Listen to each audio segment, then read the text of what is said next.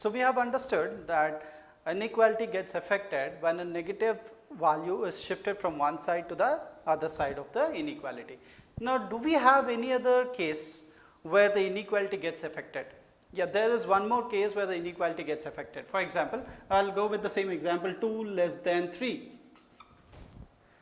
Now, when I write the reciprocal, take the reciprocal on both sides, 1 by 2 and 1 by 3, the inequality reverses. So, 1 by 2 is greater than 1 by 3. This is 0.5, this is 0.33.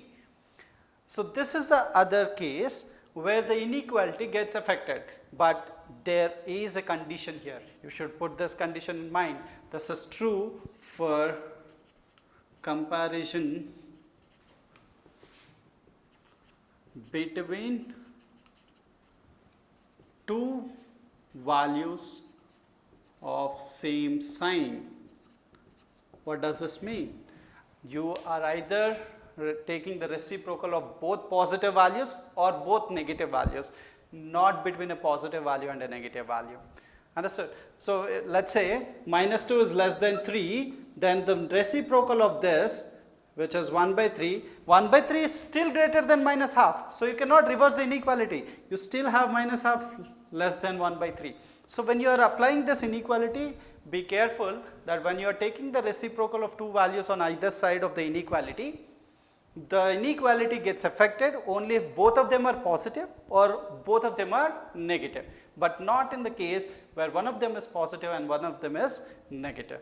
This is one important observation that so you should not blindly apply this particular property.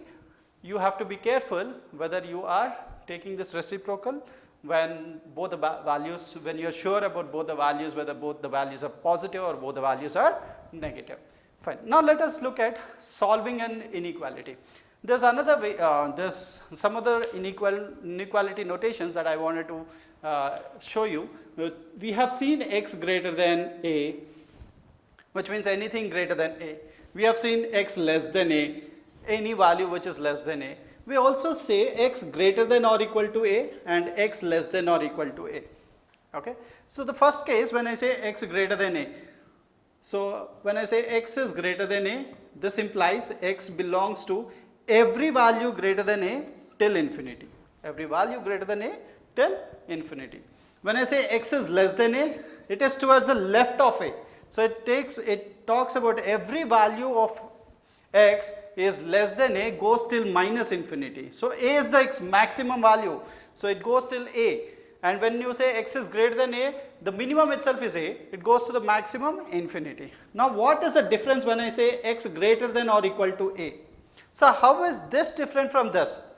So we can understand, we have just finished how to use the open bracket and close bracket. Here x is a value which is greater than a and also includes the value a. So x belongs to close bracket a to infinity. Infinity and minus infinity are always closed with an open bracket. They do not have closed brackets. We will never use a closed bracket for an infinity or a minus infinity. So x less than or equal to a implies x belongs to minus infinity to a. So this equality, this particular inequality sign, greater than or equal to, less than or equal to, this equality will tell you that you have to use a closed bracket. Okay. So when x is greater than a is just an example that I took. X can be any value, like a means x is greater than minus 1, let us say. So every value greater than minus 1. X is less than minus 1, every value which is less than minus 1. So x greater than a, every value which is greater than a till infinity. X less than a, every value of x is less than a. So it can go till the least extreme, that is minus infinity. So x greater than or equal to a, x belongs to a to infinity. So I'll just give you another notation. If the x is a value which lies between a and b, so this is indicated by x belongs to open interval a to b. If x is a value greater than a, less than b, including greater than or equal to a, less than or equal to b. So here we denote it using x belongs to closed interval a comma b. Now if you say a less than x less than or equal to b, so Here x is a value greater than a but less than or equal to b. So x is denoted by x belongs to open interval a to close bracket b. And if I say a less than or equal to x less than b, this implies x belongs to close bracket a to open bracket b. So this is the understanding. So how do we denote the values of x? Well, after you finish solving the entire algebraic expression, you finally get some inequalities, some values of x. Let's say x greater than 2 but less than 3. Then it belongs to this category. It says x is greater than 2 but less than 3. So what does that mean? X lies between 2 and 3.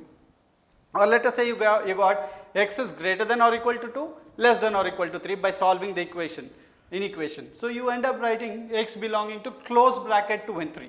So every value between 2 and 3 with a close bracket. So similarly, a less than x less than or equal to b, x includes b but excludes a, and a less than or equal to x less than b, x includes a but excludes b. So these are the various types of notations of the values of x. So x is always denoted as a set using these brackets where the inclusion and exclusion of the extremes depends on the type of bracket you specify, and these brackets depend on whether x takes these values, extreme values or not. Okay, so this is the entire notation of inequalities, and these we have discussed two things where inequalities get affected. One is while multiplying negative sign on both the sides or shifting a negative value from one side to the other side. The second is a case where you take the reciprocal of two values. And then there is a condition that you should remember. So when you take reciprocal between two values, the change in inequality should be considered only when both the values in the scenario are either positive or both are negative. And it does not work in the case one is positive and the other is a negative value.